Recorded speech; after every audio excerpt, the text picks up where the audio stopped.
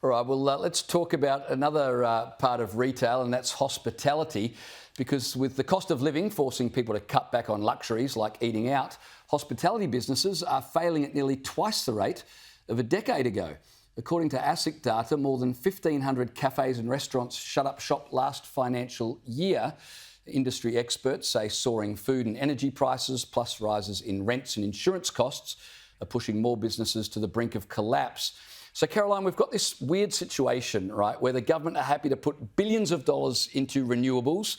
We've got huge funding for quantum computers, and small businesses, well, they get, what was it, $325 to offset their power bills. How's that fair? Well, it's not fair, but it's very virtuous of the government, isn't it, to force us all to use this type of clean energy while people are struggling to even afford to keep their heaters on or run their businesses, so it would seem. Maybe they can get one of those quantum computers to serve us our coffee and our lunches, and that could be the solution. But of course, that will see even more people out of a job. Look, there's been a 30% increase in average food costs. There's been, in the past few years, there's been a doubling in insurance costs and rent. It's just not viable for many people to continue to work in the hospitality industry. Add to that the skills and trade shortages as well.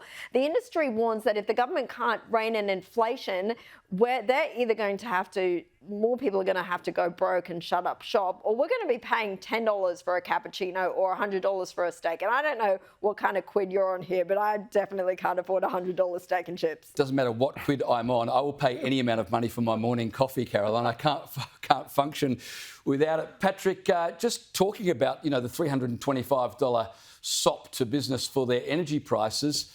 The government really haven't got much bounce from that money released to people on July 1st, have they? Everyone's sort of taken it, it's absorbed and forgotten about. Oh, look, the last electricity bill I got was more than the one before and more than the same one last year. It hasn't really made any impact, has it? It doesn't feel like it's made any impact. It doesn't feel like you're saving any money with those energy bills. They just seem to go higher and higher. It's not something people are talking about. It's not something that people are accrediting for making life easier. And going back to what you were saying before, I mean, the cost of cheese has doubled apparently in the last 2 years or the last year or something. People don't have any money to spend anymore, and $75 off the energy bill isn't really making any difference. Yeah.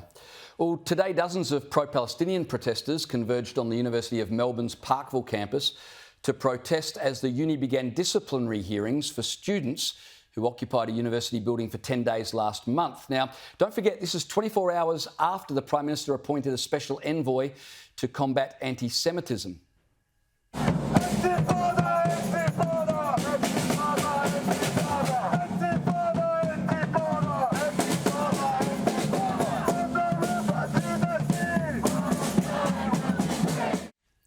Caroline, those students who occupied university buildings for 10 days, stopping classes, intimidating Jewish students, I mean, they'll be lucky not to be expelled.